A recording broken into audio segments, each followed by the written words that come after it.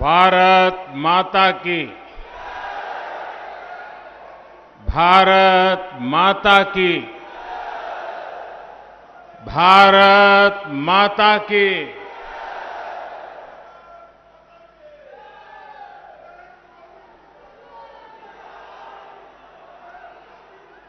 सीता मैया,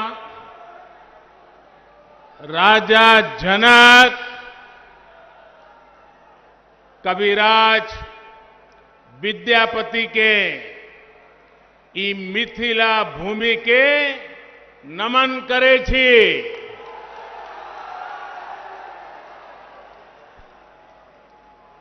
ज्ञान, धान, पान, मखान से समृद्ध हुई ई गौरवशाली धरती पर अपने सबके अभिनंदन करे छी।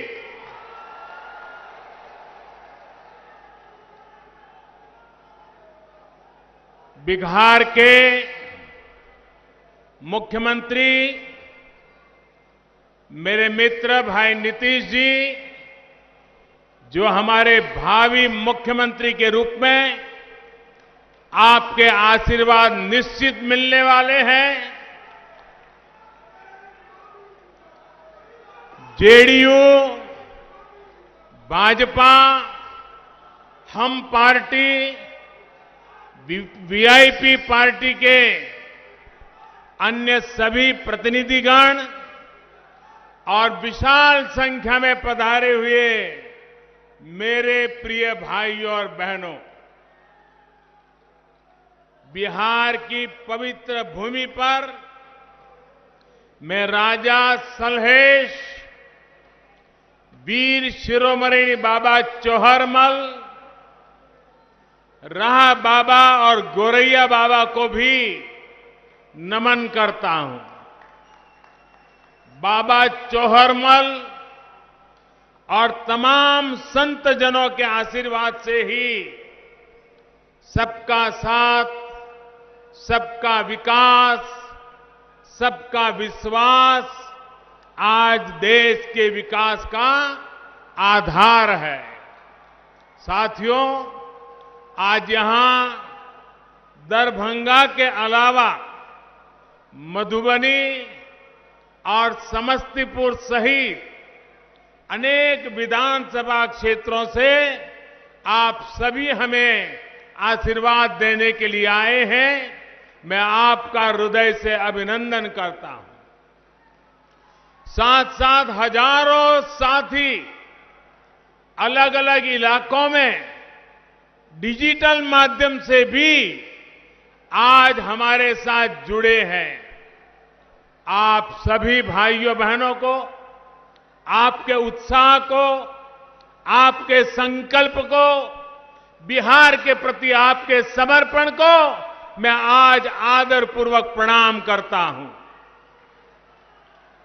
भाइयों और बहनों, आज पहले चरण का मतदान चल रहा है।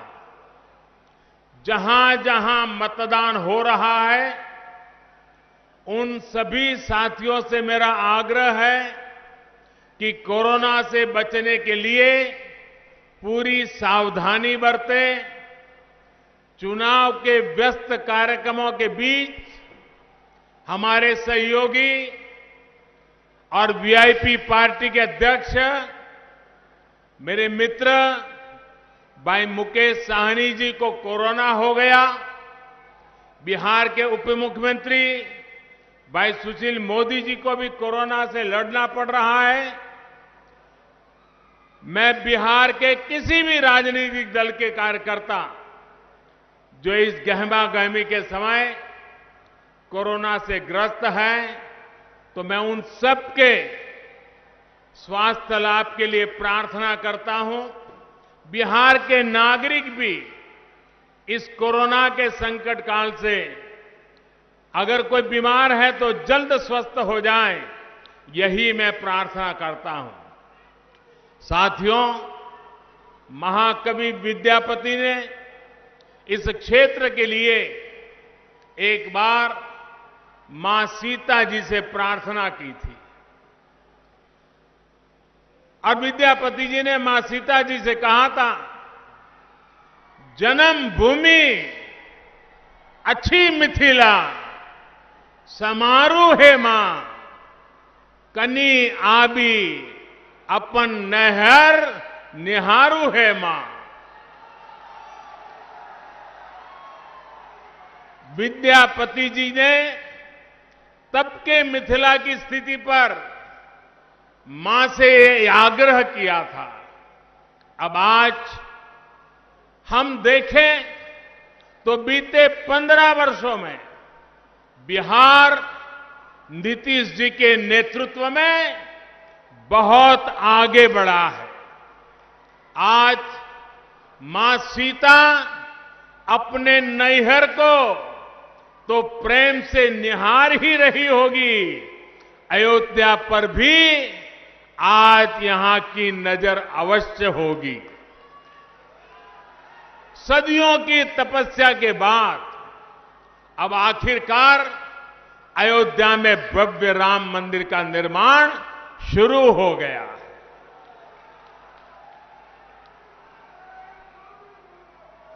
वो सियासी लोग जो बार बार हमें तारीख पूछा करते थे, बहुत मजबूरी में अब वो भी तालियां बजा रहे हैं।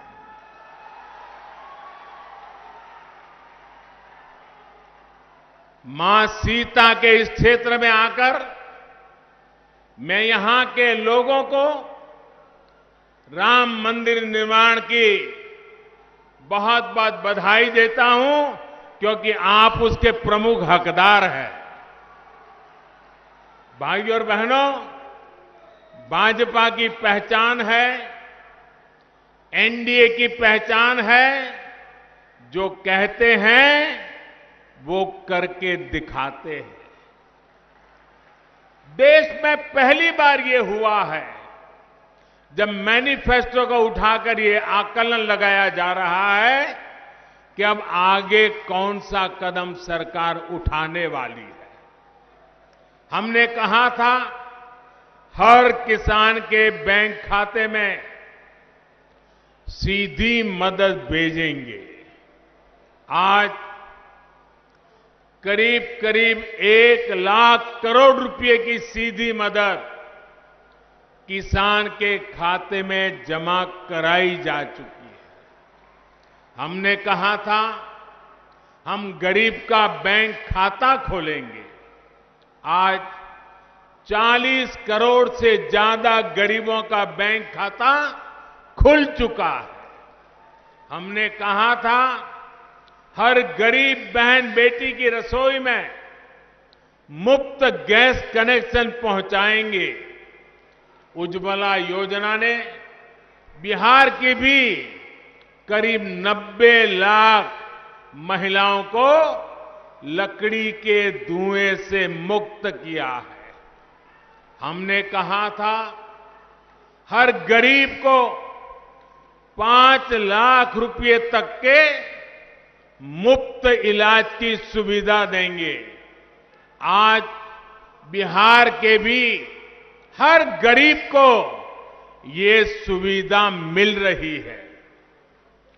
और भाइयों और बहनों, कोरोना के इस संकट काल में हमने ये भी कहा था कि हर गरीब को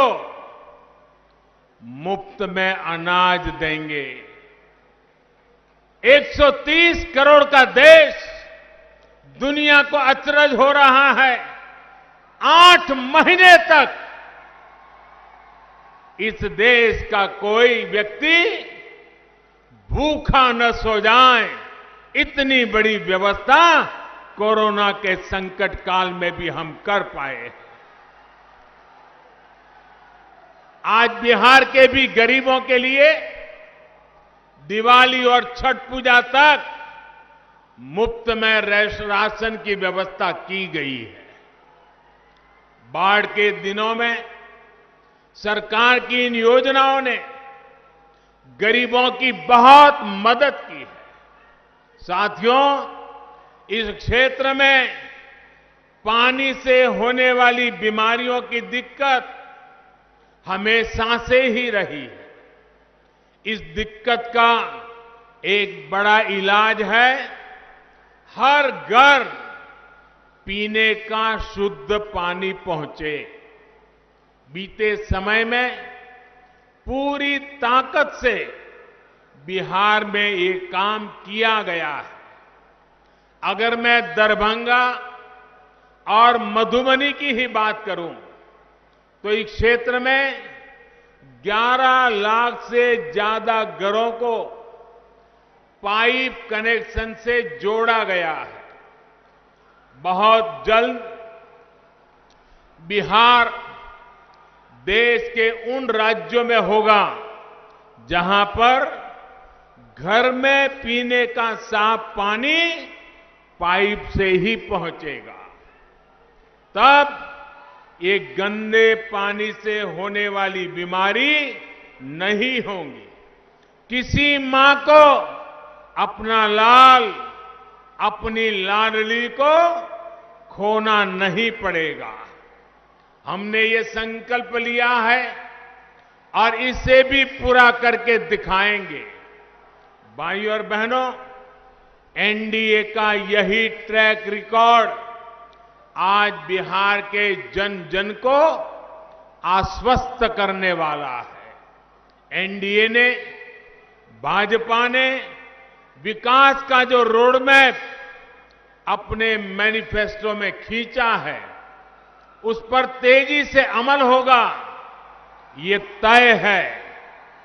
आत्मनिर्भर बिहार का जो संकल्प लिया है, उस पर हम और तेजी से आगे बढ़ेंगे। दरभंगा में एम्स बनने से मिथिलांचल को बहुत बड़ी सुविधा मिलेगी। दरभंगा एम्स के लिए 1200 करोड़ रुपए से ज्यादा मंजूर किए गए हैं। एम्स बनने से यहां के लोगों को बेहतर स्वास्थ्य सुविधाएं तो मिलेगी ही, मेडिकल की पढ़ाई की सीटें भी बढ़ेगी। इसी तरह सॉफ्टवेयर पार्क बनने से भी यहां के प्रतिभाशाली युवाओं को टेक्नोलॉजी के क्षेत्र में अधिक से अधिक अवसर मिल रहे हैं। दरभंगा में एयरपोर्ट की आधुनिक सुविधाएं मिलने से पूरे मिथिलांचल की कनेक्टिविटी और सशक्त होगी। रामायण सर्किट का अहम हिस्सा होने के कारण मिथिलांचल में पर्यटन, तीर्थाटन की संभावनाओं का विस्तार होगा। आत्मनिर्भर बिहार में उद्योगों के लिए नए अवसर बनेंगे। युवाओं के लिए रोजगार, स्वरोजगार के अवसर बनेंगे। गरीबों के लिए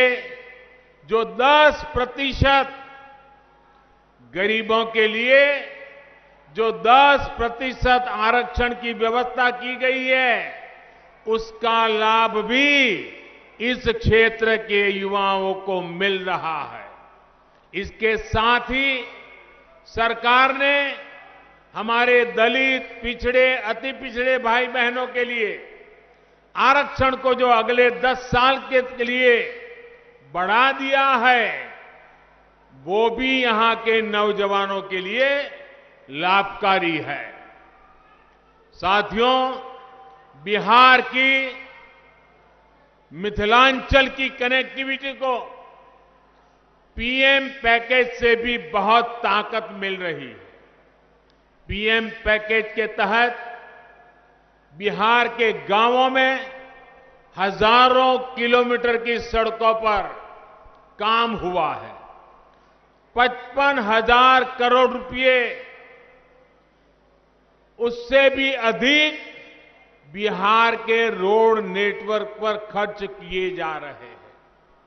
दरभंगा, मधुबनी, सीतामढ़ी के आसपास में रोड कनेक्टिविटी ठीक करने के लिए सड़कों पर तेजी से काम चल रहा है।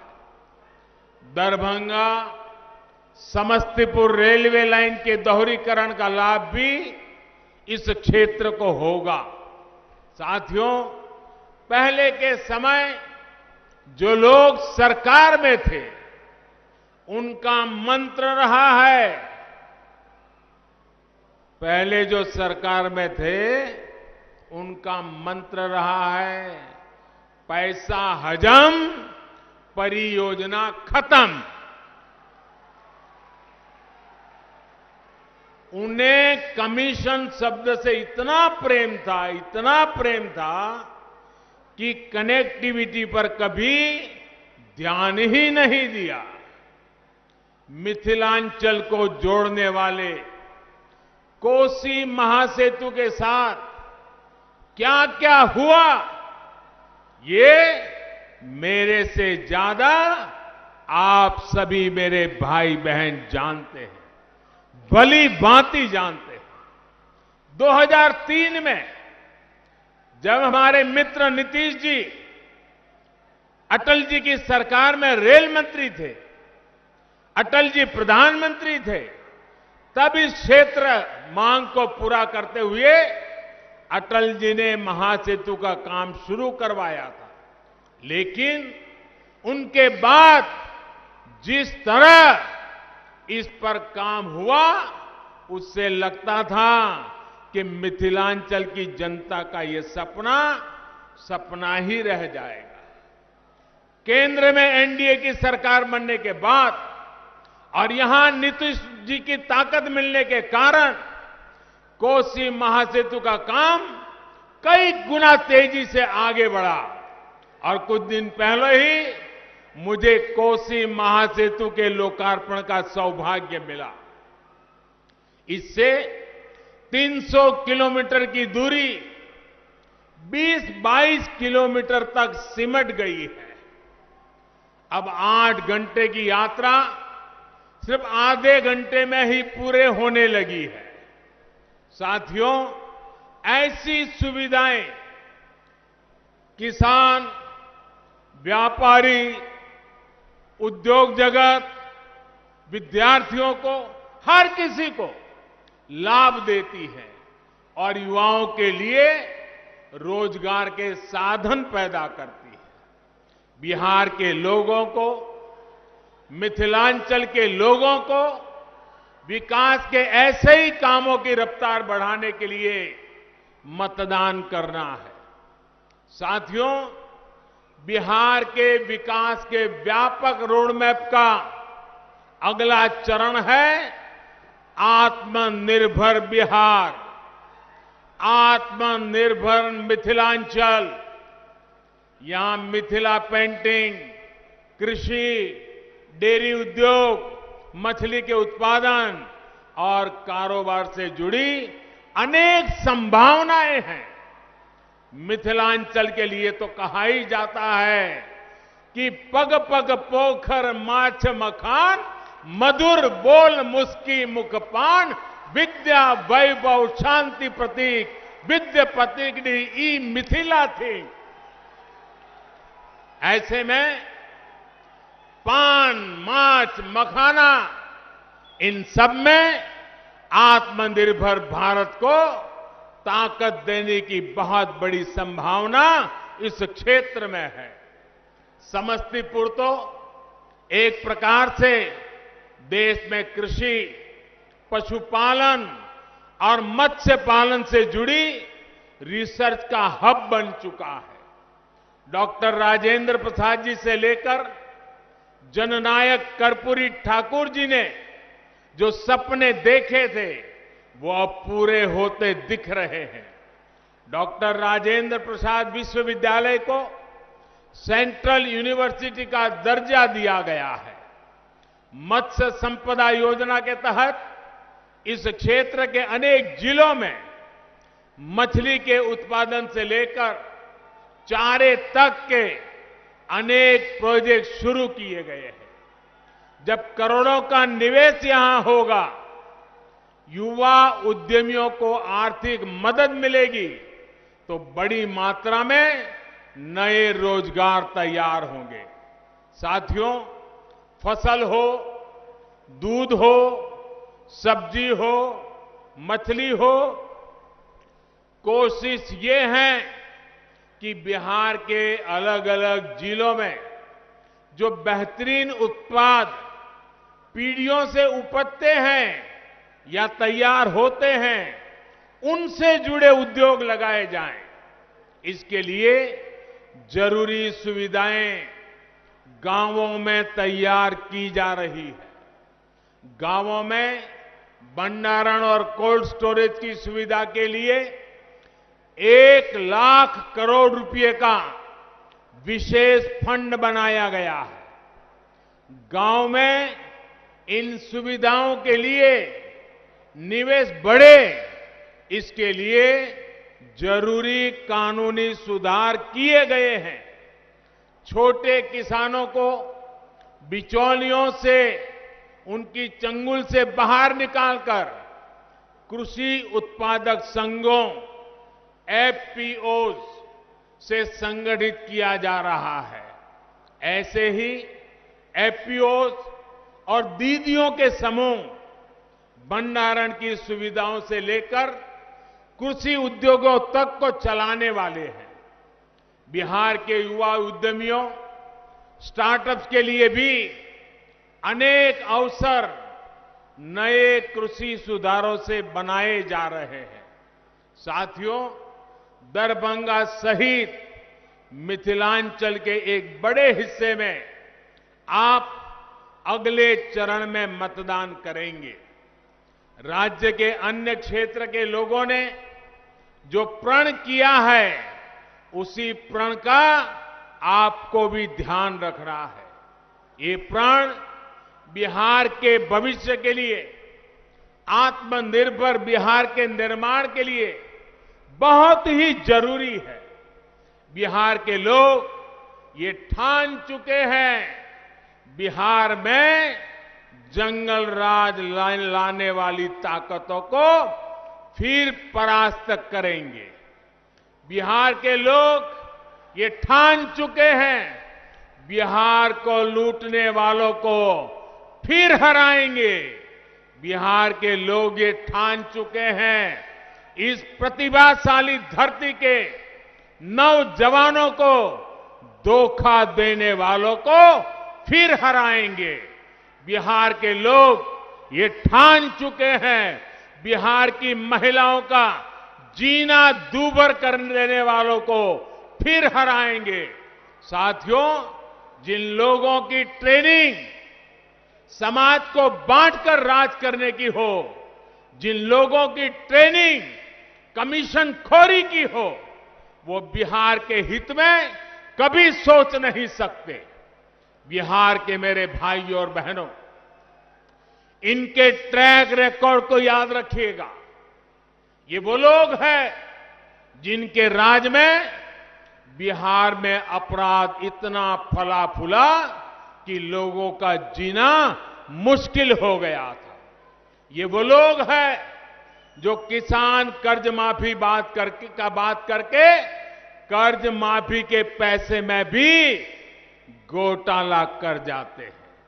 ये वो लोग हैं जो नौकरी देने के काम को करोड़ों रुपए कमाने का जरिया मानते हैं। इसलिए इनसे सावधान रहिए, इनसे सतर्क रहिए। भाइयों और बहनों, एक तरफ एनडीए है, आत्मनिर्भर बिहार बनाने का संकल्प लेकर खड़ा है। दूसरी तरफ ये लोग हैं जो बिहार की विकास की परियोजना के पैसों पर नजरें गड़ाए हुए हैं। याद रखिए, एनडीए यानी भाजपा, जेडीयू, हम पार्टी और वीआईपी, इनके सभी प्रत्याशियों को आपका एक एक वोट जो मिलने वाला है वो बिहार को तेज गति देगा, बिहार को नई ताकत देगा, बिहार के उज्जवल भविष्य में आगे बढ़ेगा, बिहार आत्मनिर्भर बनाएगा। एनडीए को पड़ा आपका हर एक वोट बिहार को फिर से बीमार होने से बचाएगा। इन्हीं संकल्पों के साथ माता जानकी को प्रणाम करते हुए फिर से मैं आप सबका बहुत बहुत आभार व्यक्त करता हूं। मेरे साथ पूरी ताकत से बोलिए, भारत माता की, भारत माता की, भारत माता की, भारत माता की। बहुत बहुत धन्यवाद।